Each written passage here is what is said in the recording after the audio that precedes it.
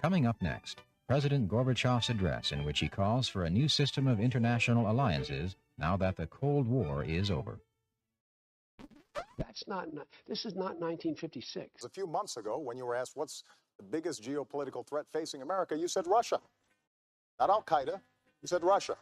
The 1980s are now calling to ask for their foreign policy back because, the Cold War's been over for 20 years. You said Governor Russia. Romney's answer, I thought, was incredibly You said revealing. Russia. He acts like he thinks the Cold War is still on. Russia is still our major adversary. I have a newsflash. The USSR does not exist anymore. It fell back in 1990. You've all heard it. Any discussion of communism or the possible existence of the communist bloc brings on the same old line that the Cold War is over. If communism died and Russia is no longer a threat, then there is no good reason for NATO. But the threat of Bolshevism still emanates from Moscow. Every single communist country on the planet is strategically aligned behind Moscow. Russia receives drones from Iran, armaments from North Korea, economic aid and strategic defense from China. They are building bases in Nicaragua, sending thousands of tons of grain to Cuba, and posturing with Mexico and every socialist Latin American nation. Building statues of Lenin in occupied Ukrainian territories, re-erecting the statue of the founder of the Cheka, or KGB, in front of the SVR. They routinely call for the old Soviet goal of creating an open Eurasia, from Lisbon to Vladivostok. For the geographical illiterate, that's all the way to Portugal. They took away our enemy and let us believe we won the Cold War. The only thing that died in 1991 was anti-communism. The Cold War's been over for 20 years. All right, everyone. Hope you're doing well, and thank you for tuning in to this very special episode of Endeavour News. I'm Hector, and I'm here with my co-host Gilbert. Hey, everybody. How's it going? And I'm also here with very special guest, Dr. Jason J. Smart. Good morning. Thank you. Thank you for joining us this fine evening. I'll give it over to Gil to further introduce our guest. All right, awesome. Okay, so welcome everyone to today's discussion on Ukraine, a nation that now stands at the heart of a global struggle between Western civilization and global communism. What began as a territorial dispute is quickly transformed into a battle for the future of Europe and the whole world. Many of us watching from afar, especially in countries like New Zealand and Australia, it may feel like a distant conflict. But as we'll explore today, Ukraine's fight is deeply intertwined with the security and sovereignty of nations globally, including our own. That's why today we have the distinct honor and high privilege of conversing with Dr. Jason J. Smart. Dr. Smart, a seasoned political strategist and analyst with deep expertise in Eastern European politics, has worked extensively across Ukraine, Russia, and the broader post-Soviet region. He has contributed to numerous outlets like the Kyiv Post, providing key insights into the ongoing conflict in Ukraine. His backgrounds in political consulting and his focus on messaging make him uniquely positioned to help us understand the geopolitical stakes in this war and its broader impact on global security. So with that, we'd like to welcome Dr. Smart. And how are you going today, Dr. Smart? Doing great. How you guys doing? Excellent. Very well, thank you. Awesome. So I guess first things first, maybe we should start with the basics and start by, framing Ukraine, what has just happened, and maybe tell us about the conflict and the significance of the Russian invasion of Ukraine. Could you possibly explain how this conflict is not just a regional issue, but a defining factor in global security? So Ukraine is important for a number of reasons outside of its own interest. I mean, it's quite clear why the Ukrainians think that Ukraine is important. But I think if we look at the global ramifications, it's much more significant. And that's just in the past year and a half. Let's look at this. Actually, let's look at the past 6 months, even easier. Russia, due to international sanctions, is limited with whom it can work in order to wage war against Ukraine. It can only work with other countries or entities that are de facto sanctioned. So we see that's why North Korea has sent weaponry as well as soldiers to help the Russians to fight against Ukraine. We've seen the Iranians also heavily sanctioned that have been sending drones to Russia to help. And we see that the other allies of Russia, such as China, are also cooperating. And what this all means is that it's a global complex. This is not simply Russia and Ukraine. These are various global actors, two of which are in Asia, which is much closer to New Zealand and Australia national security concerns. And the fact is that they're at this point trying to expand this war because they see it as beneficial to their own selves. And what we see is that Russia itself is not intent on simply winning in Ukraine. Rather, the intention is to subvert the post World War II order, which exists presently, which allows the European countries to have a rule based international order. That's something that's trying to stop. And the way it's trying to stop it is through a low intensity, asymmetrical warfare, globally fought, which includes arson, assassinations, information campaigns, meddling in elections, and Ukraine is a key component of it, but it is not the end all. Russia's objective is much far. It is to usurp power from the West and work with its allies to do so. Amazing, amazing stuff. So you're involved in a lot of sort of psychology and messaging, or different types of effective messaging. I guess given all that, it's pretty important or obvious that we support this fight in Ukraine.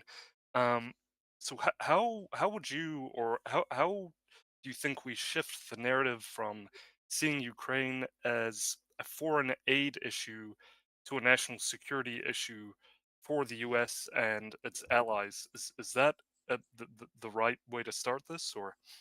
So I think I would start with a different question: is why does the West not perceive this to be in their own national security interest, but rather perceives it as simply being an aid issue, where the West is trying to figure out how much money to give away to a foreign country? So how do we get to that point?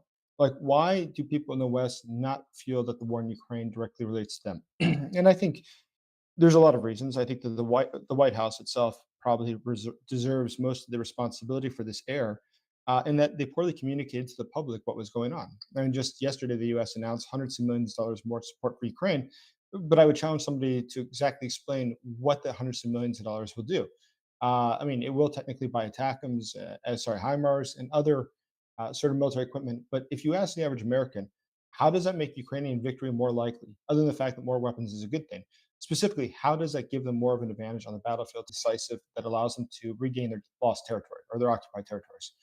I'm sure that they don't know. But more to those ends, other than just seeing the occasional story that comes out that says North Koreans are, assisting the Russians right now, well, how does that make Americans less secure? Or in the case of, anyone else in the world, how does it make New Zealanders less secure that this is occurring? I mean, it's very far away. Actually, you could argue that in fact, probably it's good for Asia that more North Koreans are going to Ukraine and not, somewhere else in Asia, or they're not assisting the Chinese with Taiwan, for instance. But the fact is, this is part of a very, very large strategy. This is not just a one time action. The objective here is to subvert the Western global influence economically, politically, and militarily. Russia itself is cognizant of the fact that it does not have the capacity to engage in conventional warfare with the West and has no intention to do so. Russia realized it would never win a war with NATO. And its allies, such as North Korea, which is not extremely stable, Iran, which is extremely unstable, and China, which more than 50% of its trade is with the West, doesn't want to see that happen.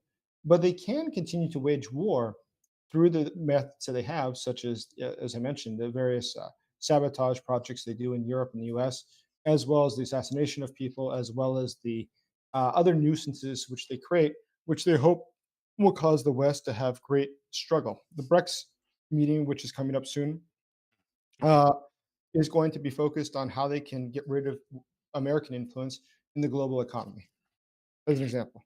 mhm, mhm. Amazing, amazing. Okay, So I guess, considering that everything that's happened so far, and given that, the entirety of this whole thing, um, would you tell us how um, you view NATO and NATO's support for Ukraine, and sort of it's amazing how the United States seems to be shouldering the bulk of this aid. And it's also quite interesting. NATO appears to be hampering Ukraine's ability to strike back against Russian targets. I mean, I think the geopolitical consequences of this, you know, are severe. Let's just start with that. I mean, why is it that the United States is shouldering the bulk of this aid, and why do you think NATO is restraining uh, the full capacity of Ukraine's abilities here? So when we talk about NATO, I think that we should be more specific. Is that I think it was actually the United States that's being the one to slow down assistance for Ukraine. Okay. If you remember back in 2022, there's a lot of articles that came out, Washington Post and New York Times, this sort of thing, where they discussed the White House had very, very serious concerns that the Russian military would collapse if Ukraine kept pressing them hard. And the White House was afraid of that happening. So just imagine this. There was a moment in time when it looked like it was really possible to break the Russian military's presence in Ukraine. And the White House prevented that from happening because they thought that would create anarchy within Russia. That's tragic, and it was stupid. Uh, Second to that is the fact that the U.S. today continues with these artificial red lines, which have shown to mean nothing. They worry that Putin will react. Well, the fact is, listen, Putin is not going to start a nuclear war. We've already had 2.5 years. We've given Ukraine more and more weapons. We've, broken the red lines that we set for ourselves, and you know what? Nothing changed. Uh, it is this huge mistake, I think, in the United States, specifically the Biden administration, that has this perennial fear of Russia. And I think they give Russia far, far more credit than they deserve. The fact is that the Russian economy before the breakout of the war in 2022 or the full scale invasion in 2022 only had an economy that was the size of Italy's, a little bit smaller than Italy's. Granted, it has an outsized military, but the fact is, compared to the United States, it's absolutely no comparison. If the U.S. wished to bring great pain to Russia, it could do so readily. So I think that it has been a mistake that we allow Russia to feel that it has parity with us, when in fact we can make sure to put them in their place if we wish to. Right, right. So can do you think with everything that's happening, we can expect to see NATO become more aggressive in the future? Is that on the cards, Dr. Smart? I don't think that NATO will. Well, NATO itself is not involved in Ukraine. It's various countries from NATO that are, but some countries are obviously not as engaged. Slovakia, Hungary being examples. So NATO itself is not engaged in war. Every country has its own right to decide how it wants to respond, and it's important, I think, in about Article 5 as well, which is a huge misunderstanding that we often hear in the press. Is that Article 5 would require all countries to respond to a threat to a NATO country or an attack on a NATO country? It doesn't actually require that. It requires every country to assist as it sees fit. And that can be, they'll give their vote at the UN about the issue, or it could be that they send weapons, or it could be send soldiers. I don't think it's as delineated as people imagine. But NATO is not currently assisting Ukraine directly. Indirectly, many NATO countries are, in fact, helping Ukraine. Fascinating, fascinating. So I guess then in that case, there's a big media responsibility here. So in in that case, comparing the Kyiv Post's coverage with the Western media conglomerates, is the latter really doing enough then to generate the right response for this illegal invasion by Russia? I think that the role of media, and Ukrainian media included, which Kyiv Post is part of, we are Ukrainian press, we're not Western press, is that we have people obviously here in Ukraine. Most everybody's here in Ukraine, and so we have the ability to give insight that I think is lacking for others. And due to the fact that there's a lot of great reporters here from obviously a ton of different Western publications that are here for a few months or a few weeks. But the fact is, they come to this with probably less experience in Ukraine than the Kyiv Post, because most of our staff is Ukrainian. A minority is foreigners, and those foreigners include people that are very, very well known and experienced war correspondents who spend a lot of time at the front. I'm not in that category, but they are, and they do a great job. And I think that sort of insight they have is they've developed relationships with all these soldiers, commanders, the government structure in Ukraine over the course of decades of living here, allows them to give a far, far deeper insight and comprehension and overall analysis of what's occurring than might occur if we were a publication that was just popping someone into a foreign country for a week to grab a story and leave. Right. Fascinating. Fascinating. Okay. So this is do you think that the coverage is adequate then so far, or would how would you just I think the coverage has been good. I mean, there's always more, and but just looking at the number of articles that are the most popular with the press, that the press puts out, sorry, regarding Ukraine, are those that relate regard to first person or narratives that come directly from the front or from decision makers. So when you can describe what is happening at the front, and you've been there and discussed with people, I know as a fact that readers really want that. They crave that.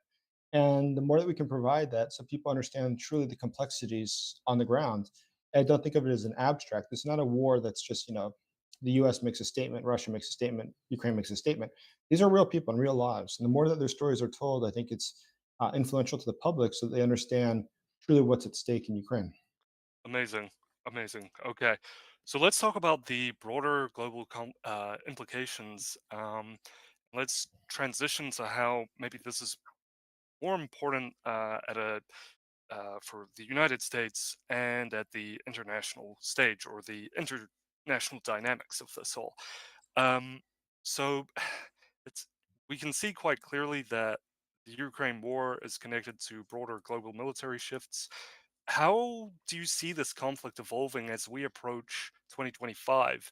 Could this spill over into areas like the Arctic or Taiwan, as we've been hearing, or even provoke terror cells across the West? We see, Russia and China positioning itself in the Arctic, and even China, even though it's nowhere near adjacent to the Arctic, has declared itself as an Arctic power. What are your thoughts on this? Are we seeing? Could we see this evolving among multiple fronts as we approach 2025, Doctor?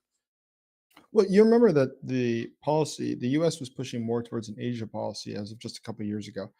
Asia was considered to be the up and coming highest risk area for conflict, namely looking at North Korea, looking at the situation in Taiwan.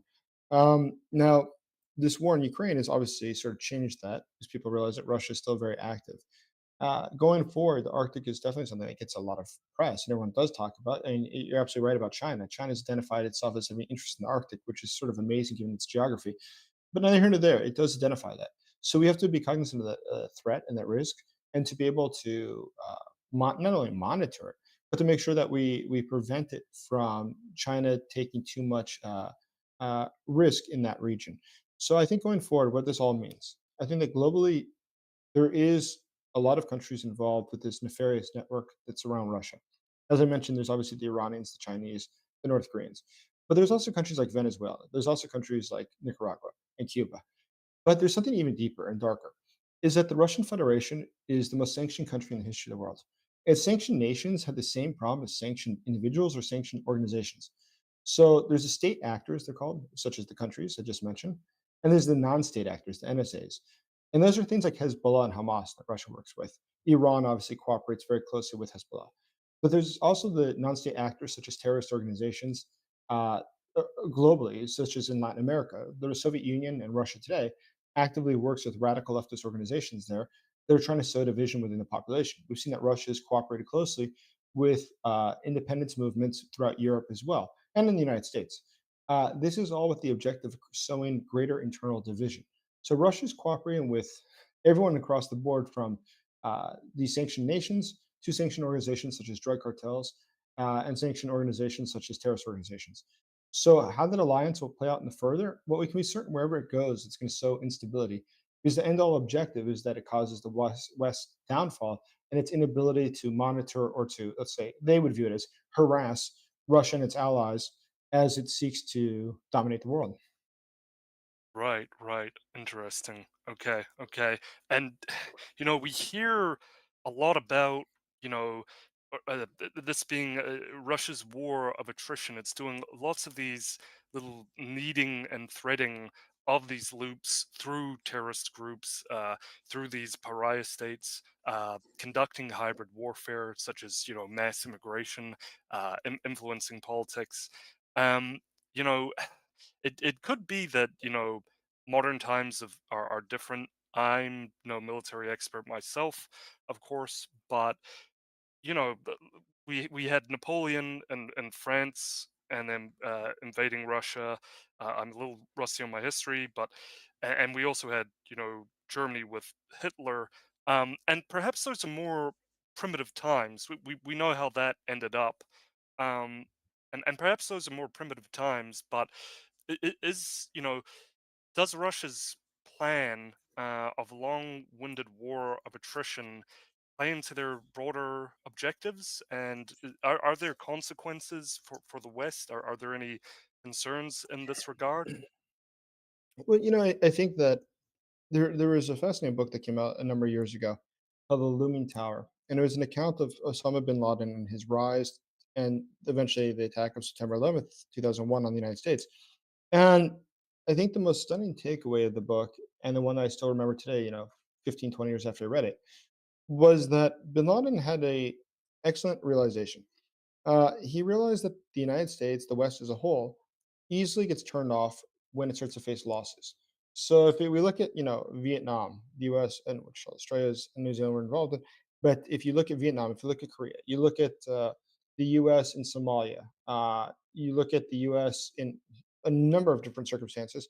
When the U.S. starts to face losses, public opinion will start to turn against it, and whoever's in elected office will start to oppose the war and try to call Americans back home. So bin Laden's hypothesis was that if you just create enough pain at the local level there in the Middle East, eventually the Americans will pull out their base or close down shop because they're not willing to sustain long-term losses. And that's what Russia's adopted as well. Russia understands that it doesn't need to have a large-scale war with the West. That would be unwise. But if it can just, drain the public opinion, which Russia has successfully done in a lot of countries, including the United States, public opinion towards Ukraine supports decline, but Russia understands that time is on its side. Overall, Western leaders will increasingly want to end this war because the public opinion simply turns against it. And Western leaders, unfortunately, are unwilling to confront the fact that there is a third world war that's already begun. Neither Putin and his colleagues, undoubtedly, there is a world war currently happening. I mean, they've said so much before. The fact is, the Western leaders choose to ignore that because they don't want to get involved. But this is not a question if we choose to get involved. It's like I don't think most people want to get robbed, but sometimes you have a guy approaching the street with a weapon, you're getting robbed. We're getting attacked by Russia right now. Russia is seeking to undermine the West fully and totally. And rather than to confront that challenge and be serious about it, our Western leaders are too much more concerned about winning the next election or not sound like a scaremonger or figuring out how to balance our nation's budget. So they're unwilling to come down and say, listen, yes, we need to confront Russia now. As Gary Kasparov always says, the cost of stopping a dictator always goes up. The more that we wait, the more expensive it's going to get to stop Putin and his henchmen.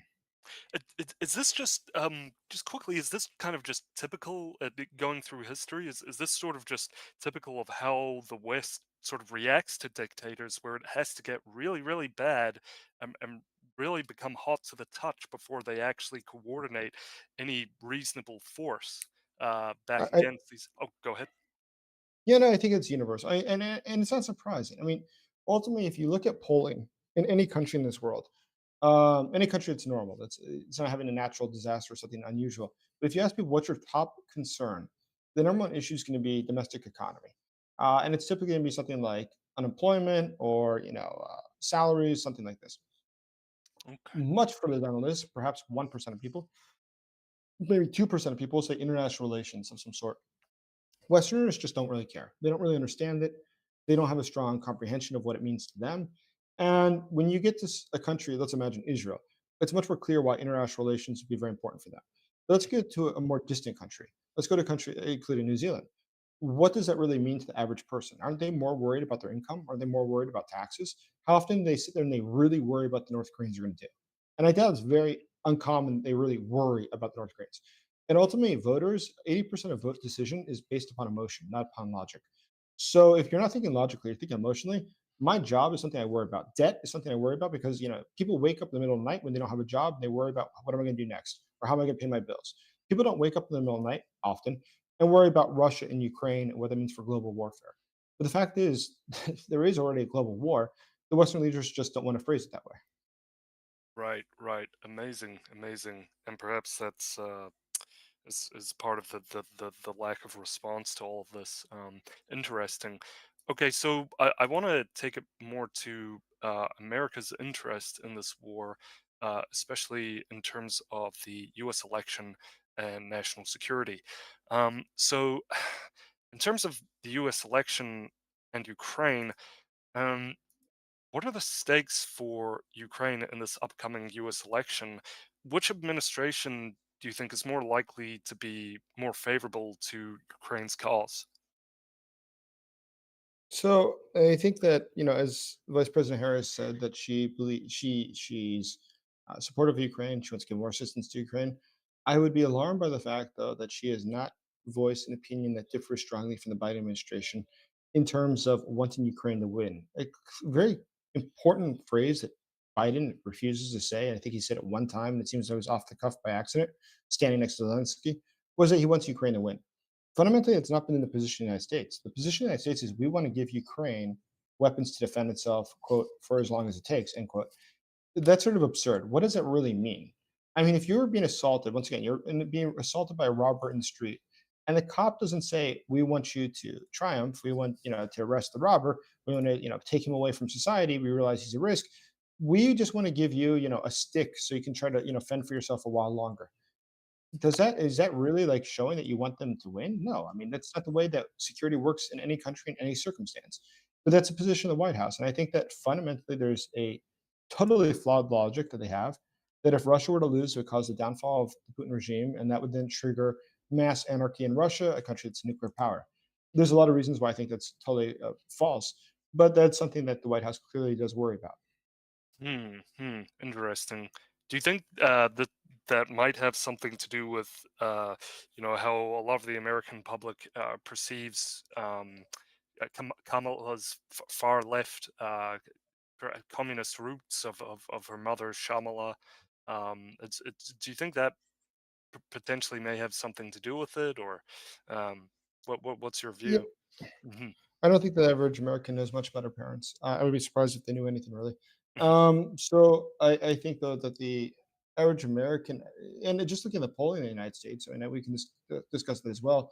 The weaknesses of Kamala's polling comes down to the fact that Americans, despite her lower negatives than Trump's, Americans are just not buying what she's selling. They're not getting on the bandwagon.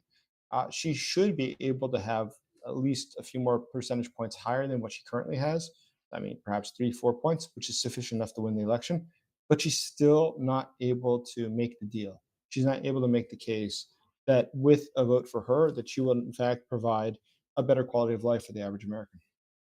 And do you think that's why we're seeing this, Trump really pulling away here? Is because she can't broach these topics? I think that Trump ultimately is able to benefit from the fact that he dominates the news cycle. Mhm. What he says does get across. Just yesterday, he was at McDonald's serving French fries to people. Obviously, it was a campaign prop. There's no doubt about it. But at the same time, was it effective? Yeah, I mean that was the only thing that was in the news yesterday. It was totally effective. I have no idea what Harris did yesterday, Yeah, but it no, was certainly everyone not loved the top that. story. Everyone loved Trump at Macca's, Everyone knows. yeah, To be honest, obviously it's a bit staged, but everyone was loving it. to be Like, honest, I But love why that. not? Yeah, I thought that was great. I mean, campaign events are inherently just staged, interactions with the public. So the fact that he did that, and it's funny is, I know diverse groups of Americans, those who are Democrats and Republicans, those who love Trump and those who hate him. And I was surprised by how much, just flipping through Facebook this morning, just curious if there's any breaking news or if anybody's died recently. But it turned out everything was okay. But the top story I noticed was that, and I realized that these people, people I haven't seen in decades or second cousins, who are going, "Oh, this is great. Trump really represents us," and I thought that's amazing. This is obviously just a campaign event. This is not, he didn't take a part-time job. He was there for 30 minutes. But still, the fact that it came off so powerfully is impressive. I mean, it's a really well done political campaign event, and it will definitely be the news. And now that we're down to what is it, 18 days into the election or so, this is one less day that Kamala has to sell herself. I Trump was gotta able to say, dominate the news. if Trump wins because he goes to McDonald's, that's probably the most stereotypical American thing I've ever heard. A president wins because of hamburgers. To be fair, yes, I wouldn't disagree with you. I would have to agree. I mean, it does say a lot about the American public, doesn't it? No, it's but it's the fact is, I think just intellectually, I find it to be fascinating that a guy who's worth hundreds of millions of dollars, who literally has nothing in common with the average American. I mean, he doesn't go to sports. He doesn't work a normal job. He's never had a normal job. He's totally divorced from their reality, and yet they think that he's just like them. That's a pretty impressive campaign. Yeah, absolutely. I mean, I guess, a lot of people really like that larger than life character, and they kind of view him as maybe being their funny uncle, even despite the high social standing. Yeah, they somehow that resonates with them, a lot of Americans. But yeah, that's. Oh, go. Did you want to say something? No, I No, think no. it's absolutely right. And Mm, the thing that the average American doesn't feel is stuff like, Donald Trump's obviously very not politically correct. That's something that the average American identifies with. They're tired of always being told and corrected that, that's not PC, you can't say this, you shouldn't say that. And the fact that he doesn't care at all, clearly doesn't care at all. I think they relish in that. I mean, it makes them happy to see that somebody's is bulking at the standard of the norm and saying it doesn't make a damn worth the difference. They love that. They absolutely love that. And fundamentally, as I said, voters vote based on emotion, not on logic or reason, because there's no logical reason to believe that he's going to do a better job on immigration this time than he did last time, or on the economy this time than he did last time. Yet Americans feel that he is because he speaks to them in a way that they comprehend and they relate with. I guess you could say Americans are loving it. So, um, that's pretty keck. Okay, so follow-up question. In regards to this, actually, while we're on this topic, um, a big concern on a lot of Americans' minds now is the immigration and security risks. Um, what is your view, Jason, on how mass immigration flows into the US may connect to security risks, such as potential threats to critical infrastructure via terror groups? In April, we had warnings from FBI Director Christopher Wray on the risk of Chinese and Iranian involvement in harming critical infrastructure.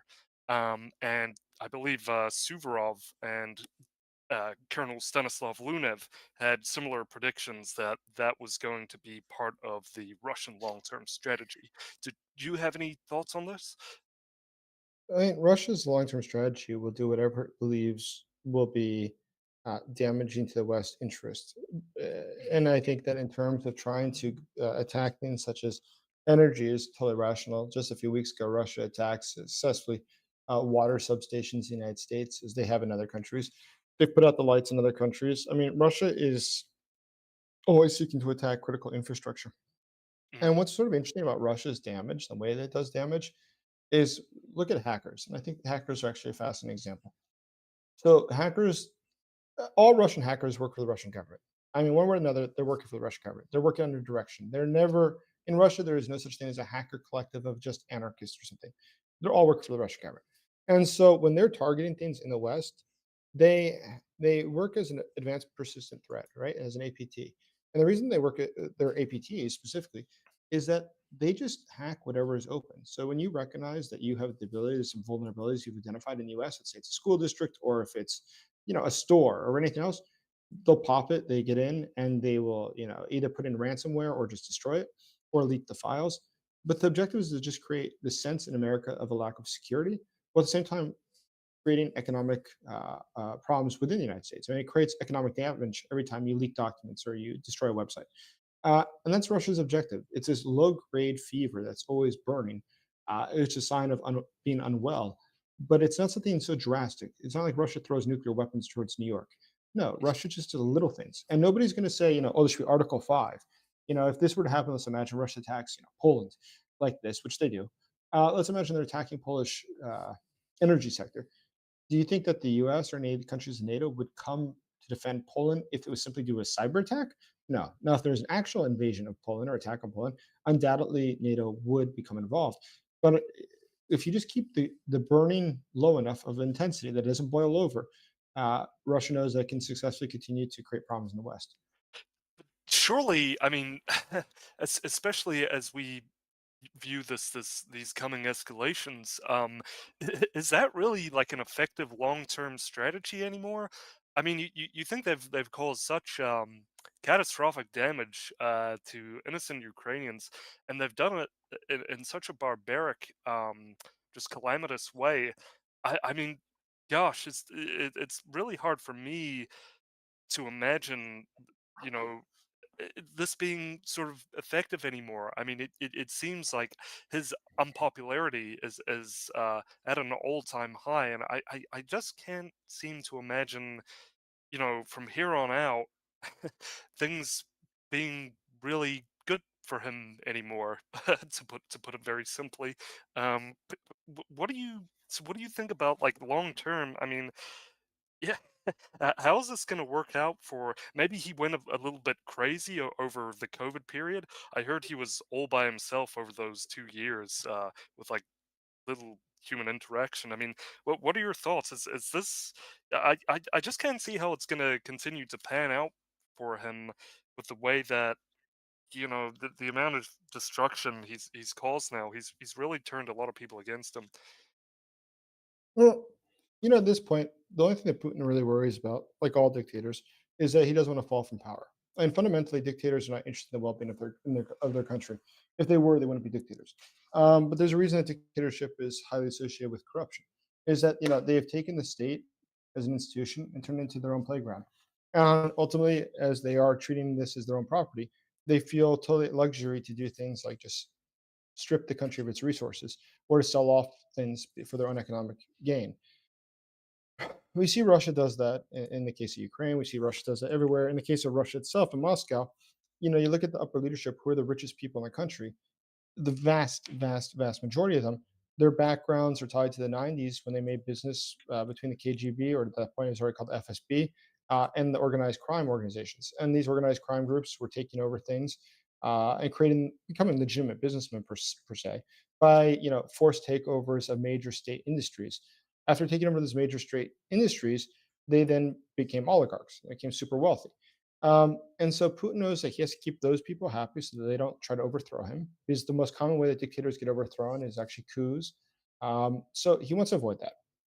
Mm, But as mm, far as it goes internationally, as long as he can keep those people happy, it's fine. He doesn't really care what the West thinks, what the Europeans think.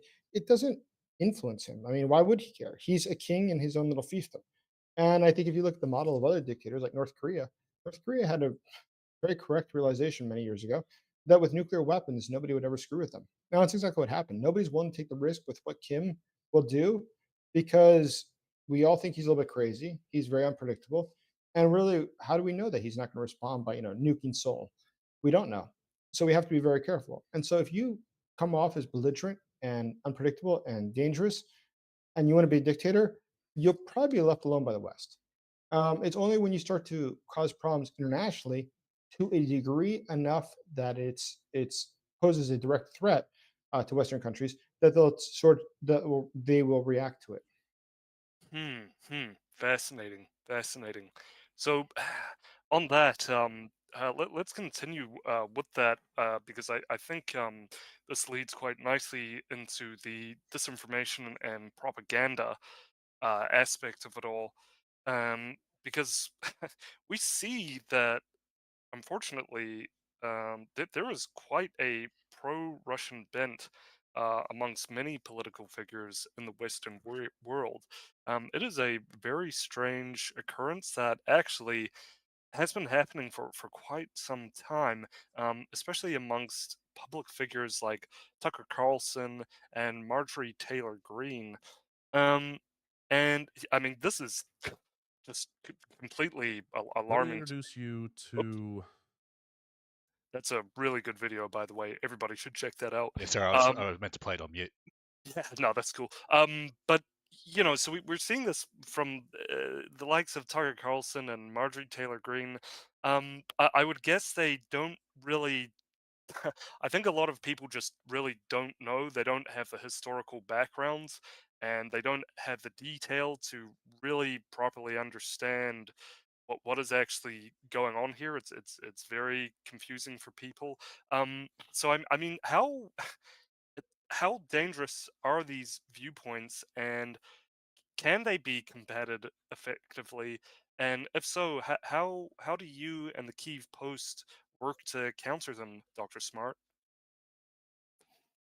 I mean, I think that there's within the landscape of any population, including the American political population, there's different segments. So keep in mind, all voters are different, right? And every different population, and what we use the U.S. as an example because it's the easiest one.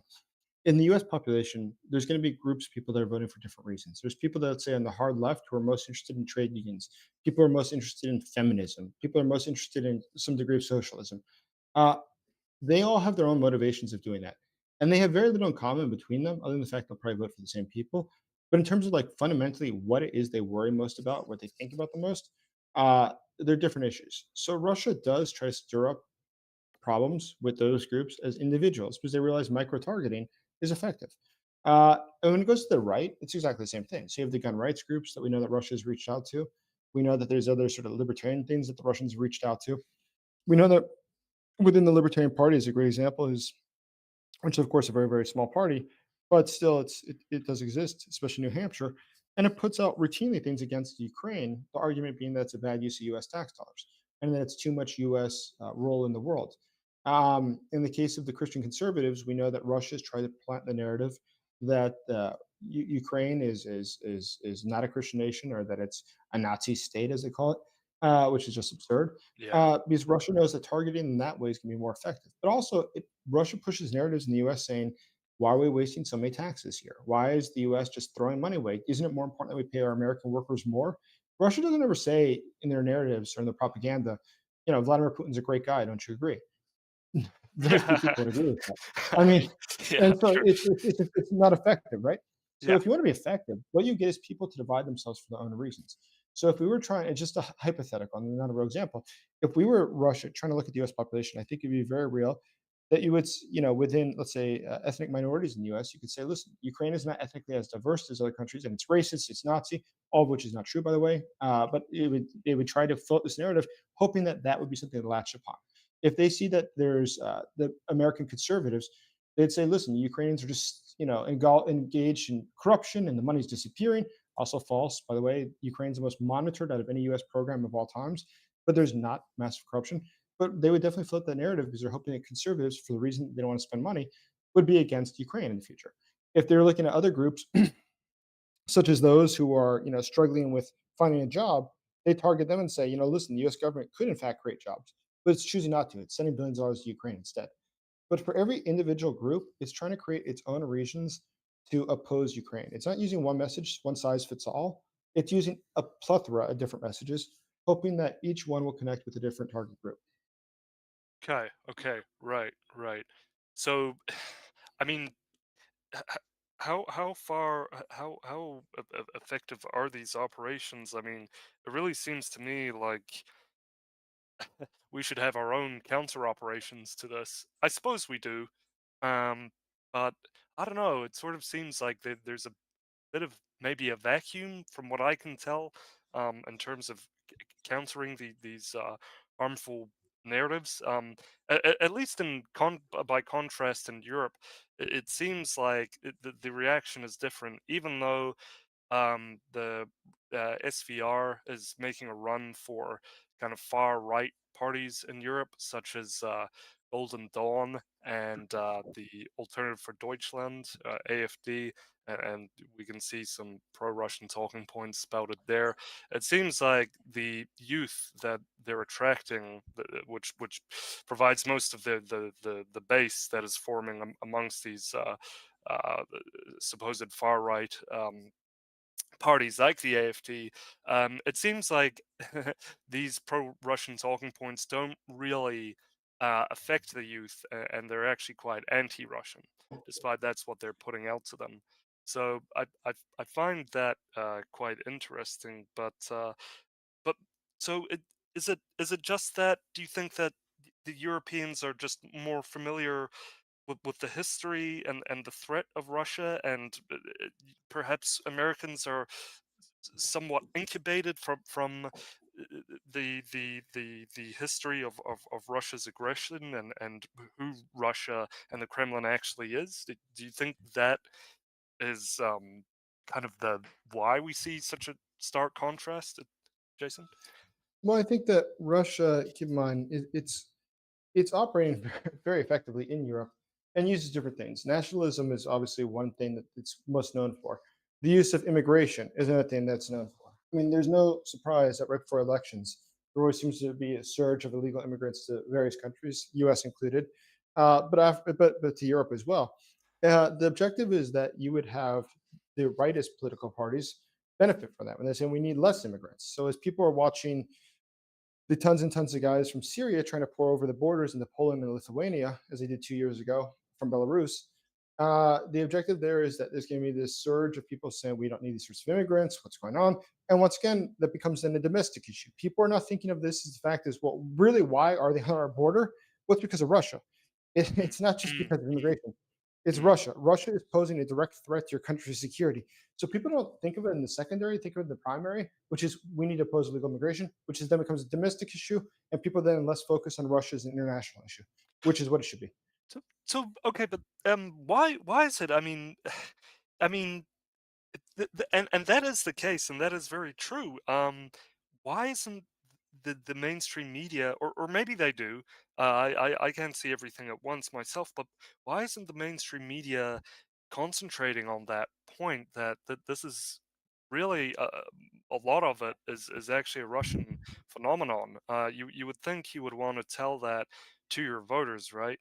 Um, unless there's something else going on there. Do you could you help me understand that, or could you provide a reason as to why they're not um, kind of banking on that talking point, Jason? Well, it's a good question. I think that the U.S.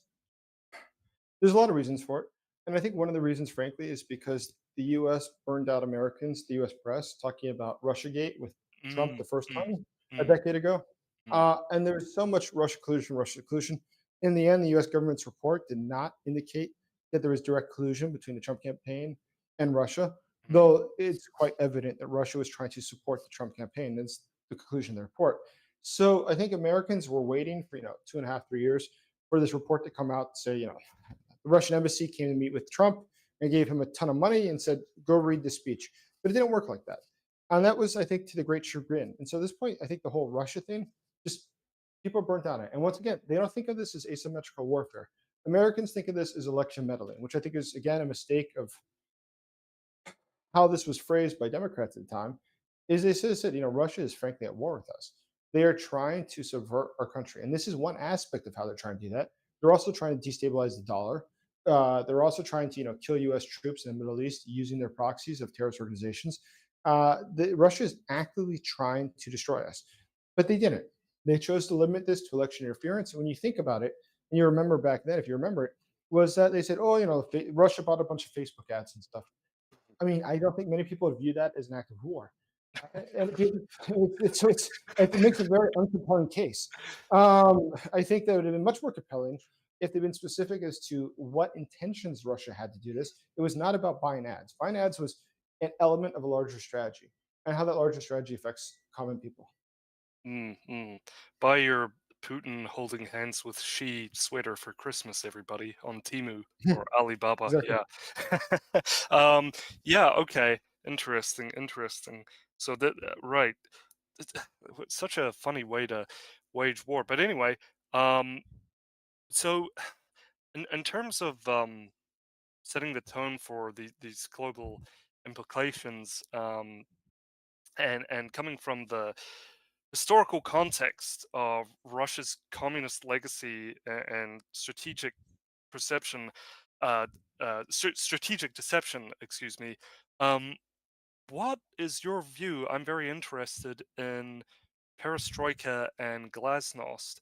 For those who might not be aware, this is the theory that these reforms were part of a broader Russian strategy to deceive the West into lowering its defenses while Russia rebuilt. And there are various historical epochs that mark this period or this time period, such as the Sino-Soviet split, perestroika itself, and other events. Um, I'm super curious, Dr. Smart. How do you view this theory, and does it play into Putin's long-term geopolitical strategy today? I'm interested.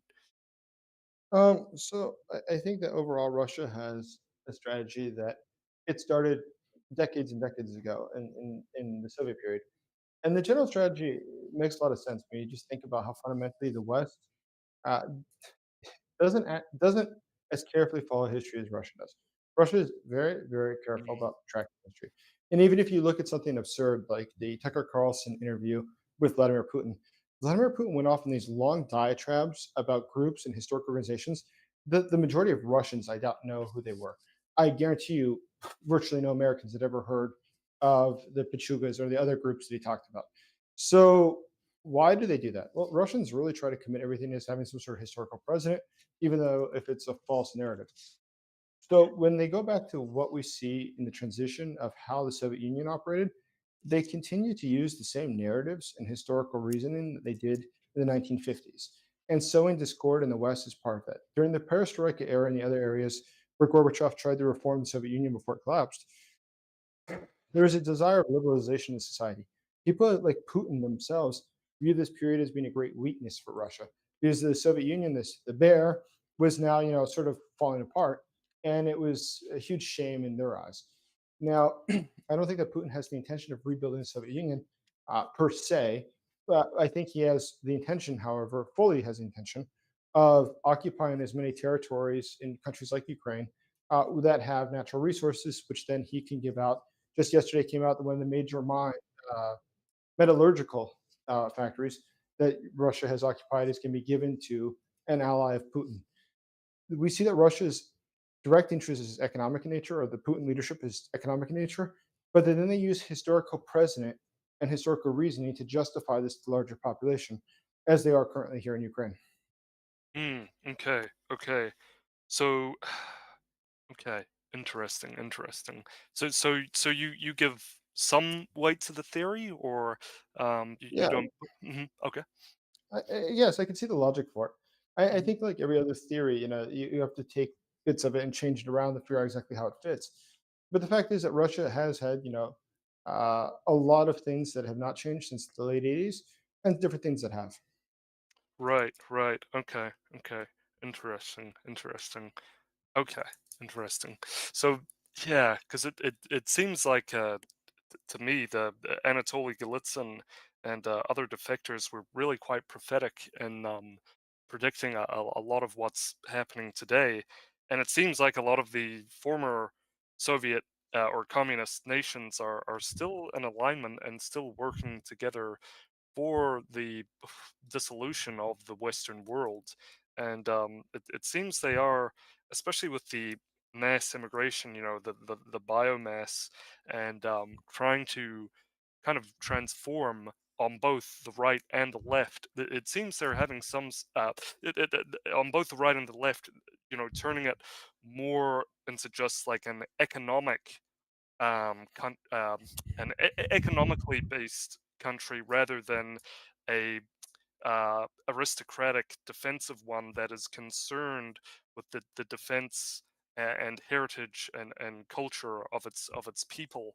It seems that that is somewhat eroded away, and as such, the psychological barriers to foreign influence like Russia or Chinese subversion has kind of managed to seed its way into various auspices of power and into the general Western psychology to the point where we're seeing vastly different socio-cultural and political scape as let's say 50 to 60 years ago. Um, that's a very broad. I'll try to chunk that down. Well, but did you want to comment on that? And Yeah, the, I just think that, as you said earlier, that, Russia following the collapse of the Soviet Union, there was this initial stage where I think that there was a very misplaced understanding that Russia and the US, yeah, Russia and the West, I should say, Mhm, can now be friends and allies. And mhm, what I fundamentally missed, and to be fair, I mean, at the time, I guess it would have been hard to see this. Obviously, hindsight's 2020, mhm. but I was 6 when the Soviet Union collapsed. So I don't really remember the discussions at the time, but I do, having read the literature at the period, it would appear that there was truly this feeling that things had changed. The reality is that I don't think that many people appreciate the fact that people like Putin rose to power in the 90s, specifically by colluding between the Russian intelligence services and organized crime groups. Those organized crime groups operated internationally, whether it's arms trafficking, trafficking in people, or work with terrorist organizations, or work with drug cartels. Putin is from that background. So when he took the leadership of Russia, it was probably been predictable that he wasn't interested in democracy. He's interested in self enrichment and making sure that he was able to maintain power. So the fact that we missed that, we can probably write off part of that as being just goodwill that was misplaced, or hope for the West that was misplaced. The reality is that Russia is serving its own economic and political interest, and it should be expected that Russia will continue to do so. And the way that they perceive that interest as being defined is not in the well-being of their own population, because we see that Putin is done. He's looted his own population. He has an estimated net worth of $200 billion, which is Gosh. more than Elon Musk, according to Elon Musk. And so, I mean, when we consider this, I think that it's much more simple. We don't have to think it's so strategic and wise and different political theories. I think it's really just economics. I think that the Putin regime is just intent on embezzling as much money as it can, and by breaking down the West, which is the only barrier they have, they realize that their own population, the Russian population, will not uprise and overthrow Putin. But they do have a real threat that the West, through its sanctions or other mechanisms, could impact them negatively. And so I think that Putin and team are keen to keep the West at bay and to destabilize the West so it doesn't pose a future threat to them. Yeah. Yeah, it seems like what he's trying to do with the Open Eurasia project, and well, all the levels of warfare that he's participating in, it seems awfully similar to like Mao and Stalin, how he wants to make it Putin world, which not would not be very fun at all. But yeah, okay, interesting. So in terms of this, why? It will be correct to say that you view it as perhaps this isn't the right term, but a more kind of utilitarian reasoning for Putin's push for trying to gain territory and gain influence over countries. It's just mainly self interest, and he's not Yeah, sort of carrying on the sort of dynastic communist sort of heritage that was passed down to him through the KGB. yeah, I'd agree with that. And it's something that, as much as I like the real school of international relations, and I think it's the only one that we seriously talk about today. Uh, the reality is that I think that Putin is using this crutch of explaining things as geopolitics, explain this as being about NATO, explain this as being about spheres of influence, because it's language that Westerners are used to hearing. Academics in the West hear that, and it sounds believable because that's what we've learned in school. But if it's much more simple, and it's just it's a guy who's essentially, it's like Pablo Escobar when he was explaining to the population of Colombia that he was doing it to help the Colombian people. Well, obviously, that's not why he was doing what he was doing. He built schools for the Colombian people. He did give out, uh, houses and apartments to people, but he wasn't the world's top drug lord to help the Colombian people. He did it for self enrichment purposes. And the byproduct of this, yes, he gave them some, bread and circuses to distract them by giving them free stuff. Putin does the same thing with the Russian population. Okay, okay. Could it? I want to move on, but I guess the same could be said about Stalin, perhaps. That they were these figures that wanted self enrichment. Could it not? Or how would someone like? Oh, go ahead. Go ahead. No, I think Stalin was a little bit different in the sense that he was.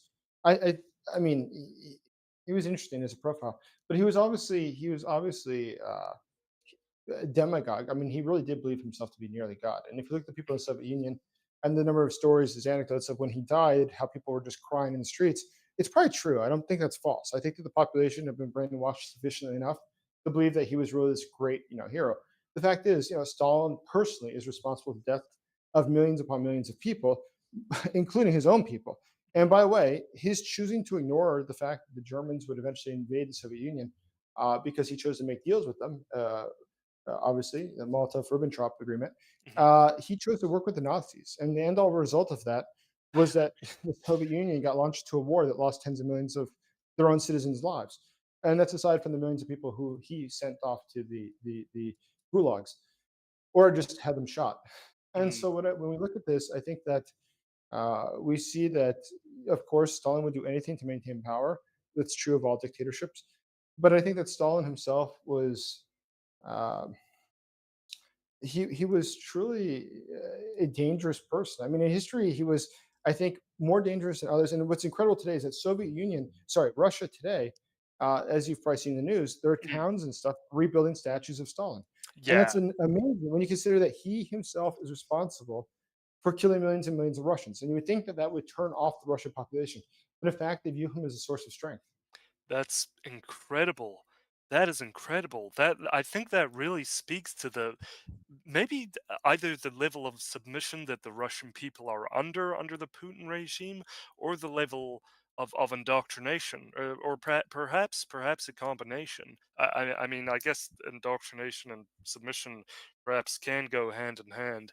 Um, do you think that what do you think about that? Because that is so, and that to me that speaks volumes to me, like that they are continuing just in their own way, in their new modernized way, um, this sort of heritage, the KGB communist heritage of this dynastic line of communists. But yeah, but yeah, I mean, what do you think about the Russian psychology about all of this? I mean, are we? I mean, and are they? So there's that. I mean, You're they're saying that, ultimately sending like hundreds of thousands of their like youngest and best yeah, generation to die for attrition war, so that's that right. some oligarchs can have a couple more resources that they can loot. So Mm, it's Well, actually sort of the, insane. the, the, yeah. the most the most I think fascinating thing I've heard recently, and I encourage you to check him out, is David Satter. David Satter was the Financial Times bureau chief in Moscow for a number of years. He's written a ton of books about Putin. Brilliant, brilliant. Literally, I would argue the best scholar today on Putin's Russia. And he's I'm fortunate to say he's also one of my friends. But David is now probably in his late 70s, but he was there throughout the Soviet period in the 90s and other points. He got thrown out of Russia in 2013, I want to say, or 2010, around there. Long story short, is that Sadler had an observation which I think is fascinating. He said that the Putin regime operates as a mafia, but it's in fact more dangerous than other mafias. So when we look back at like history, like Al Capone was a Chicago gangster. Al didn't want to see that his people were killing women and children, and there was very strict rules about that. I mean, he was happy to use violence, but it had to be limited in nature. Now, in the case of Putin regime, Putin came to power after blowing up apartment buildings in Russia filled with Russians, which he then blamed on the Chechens, which was false. But it justified having the Chechen War, the Second Chechen War, which soared his own popularity and allowed him to become the president. Putin was willing to kill his own civilians to take power in 1999. Today, we see that he's willing to kill endless numbers of Russians inside of Ukraine. He's willing to kill endless numbers of Ukrainians, including soldiers as well as civilians. He's bombed, children's hospitals. But why does Putin do that? And Satter has the argument, which I think is fundamental, which is that this mafia is more dangerous because it has a communistic mentality about humans and about human life. And the communist mentality means that a human has no intrinsic value. There's no value to a human life. It's simply a resource. So, like a styrofoam cup that after you drink the cup of coffee, you throw it away and you don't think about the cup ever again, humans have the same value. You use them and throw them away. So, if it's useful for me today to send off 100,000 Russians and they'll all just run towards machine guns and die, there's no problem with it. It's the same thing as if I given 100,000 of them, better quality of life. It's the same value because they themselves have no value. So if I let them have a better quality of life, or if I kill them all, it's ethically exactly the same. There's no inherent value. If I frame a styrofoam cup, if I throw in the trash, does a styrofoam cup matter? Is it going to change anything? No. It's a styrofoam cup. A person has the same amount of value as a styrofoam cup. And that's a great yeah, and that speaks volumes as to who. So the Kremlin is full of psychopaths. In other words. Yeah, it's pretty sick. And but it's once again, I think that we have a mistake that we analyze Russia and we assume that they think like we do. And I assume that's because they're white. So we think that as a European country. I mean, just frankly, you think of Mm, it as just Europe. But it's yeah. I think that's a terrible misunderstanding.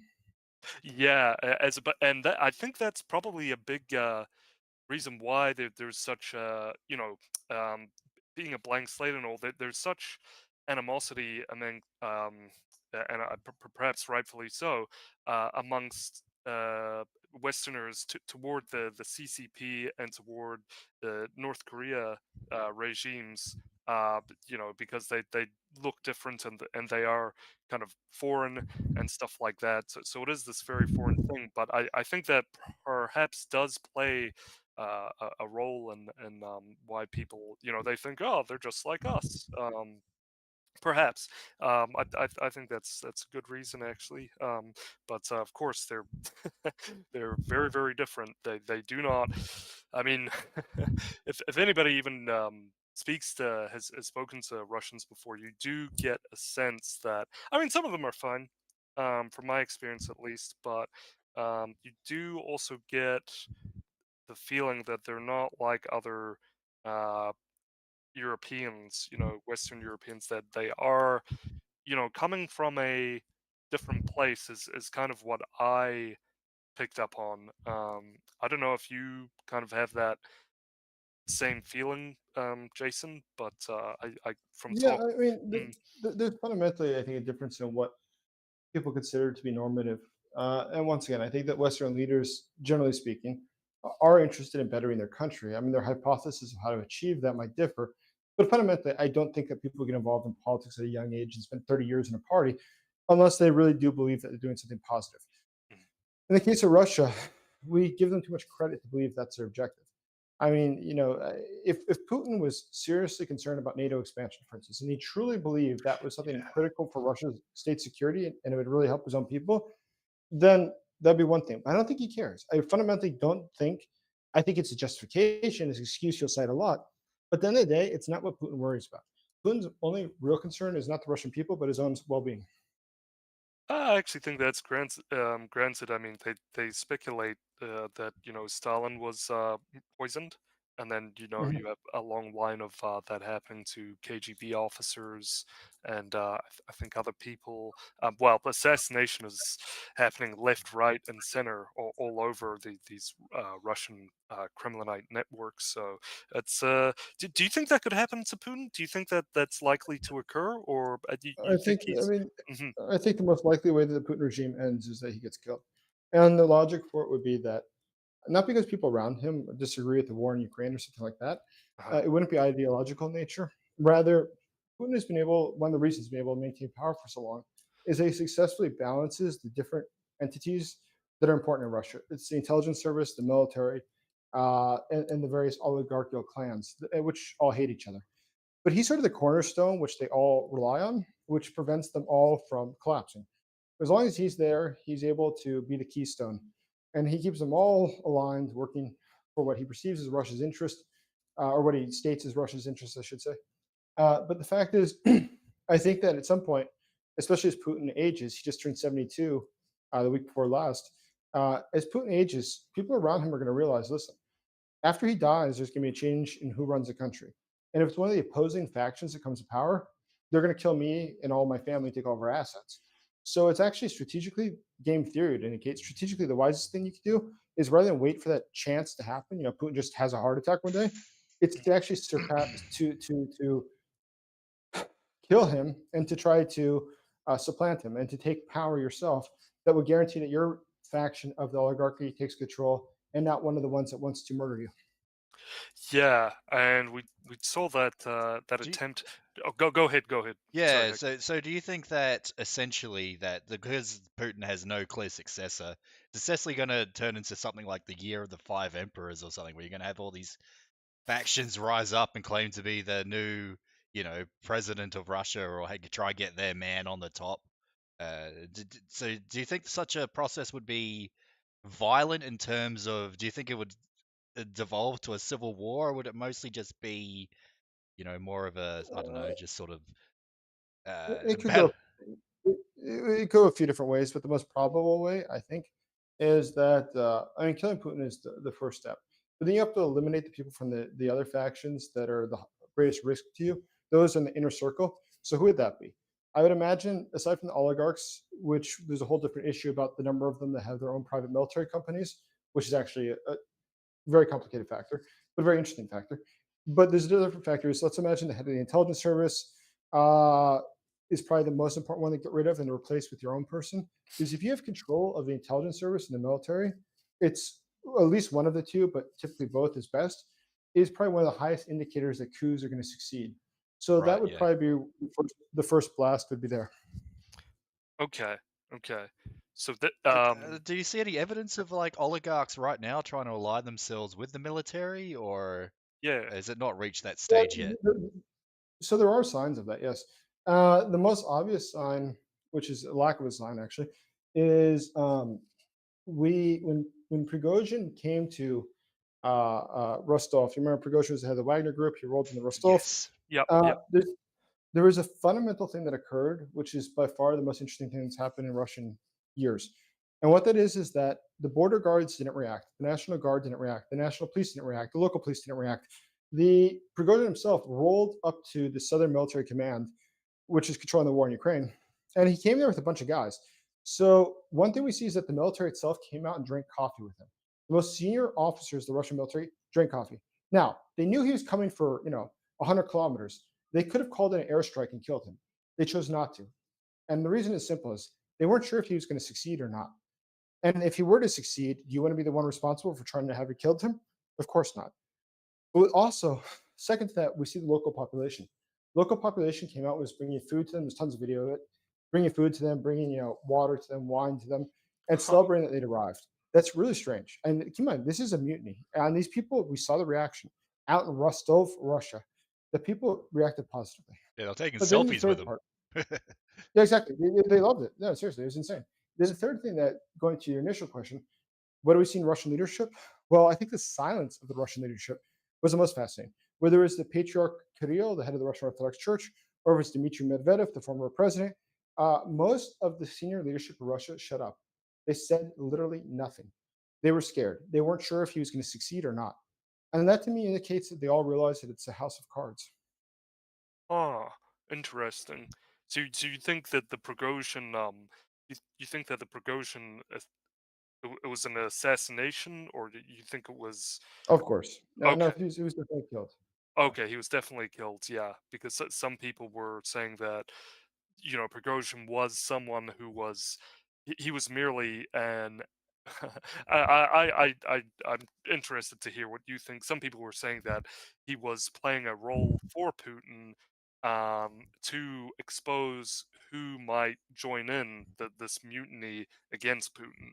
Um, and I kind of Prigozhin was saying he was regularly voicing his annoyance at Putin and the way he was waging this war.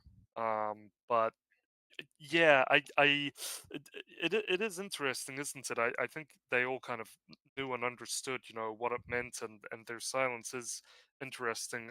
But sorry, so you think it was a genuine mutiny against Putin, and you think he was Yeah. assassinated? Yeah. No, he was definitely assassinated. Of course. Yeah. Okay. Okay. All right. Sure. Sure. Um.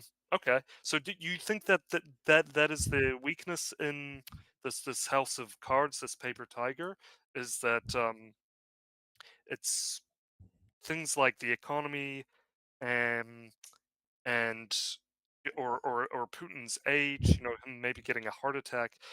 Is this the weakness that collapses the house of cards that is the neo-Soviet Union, if you were to call it that. Yeah, so I mean, I think that Putin has established a very complex system of governance that at this point is becoming, I think, untenable to manage. And the Russian economy can't support it for that matter. And that's probably one of the largest reasons I think that Russia is eventually going to lose the war. But I think that the war might rapidly just end. Is that Russia's economy is becoming increasingly a disaster due to the Keynesian economic policy of trying to boost aggregate demand, which has created a 27% inflation rate. The devaluation of the dropping in the price of oil, which every dollar it's less than $72 per barrel, means that the Russian national budget, which is calculated upon that oil price, runs a deficit. And so it's expected that Russia, if the prices of oil continue to drop, will have to devalue the ruble to 122 to 135 to dollar. What that means in real terms is that the average Russian in the course of a year would have lost well over 60 something percent of their income. And keep in mind, the average Russian spends more than 50% of their income on food. And food prices have gone up substantially in the past year. So all this combined makes me think that Russia economically cannot maintain this war for much longer. Right, right. Interesting, interesting. And yeah, I do often think about, how flexible in the past Russians have been and that they can take so much torment but still sort of be around. They're pretty tough. Well, Oh, right, go ahead. they're used to suffering, but I mean, at some point, lack of food becomes a Sure. serious national concern. Sure, sure. Yeah, okay. Good point. Good point. Yeah. That's interesting, interesting. Okay. And do you think so no move into Africa as Macron has been ceding to them. That's not gonna. That's not really gonna help bolster the economy, or that's No, I I mean, all these things are small projects that really are just about trying to take over assets. It's not something that will fundamentally change the nature of the Russian economy. okay, okay, yeah. And could I get your view on Russian military techniques and tactics? What's quite crazy is it's exposed a lot of holes in the Russian military. There seems to be big problems logistically, but also how they carry things out. Like I heard or I read somewhere that apparently they guide the missiles, but by using men on the ground, um, and it's not like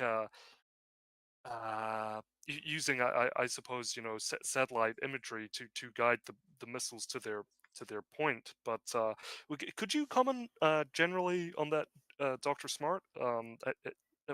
What have we seen, and perhaps that sticks out to you that this isn't going to be a successful endeavor for the Russians?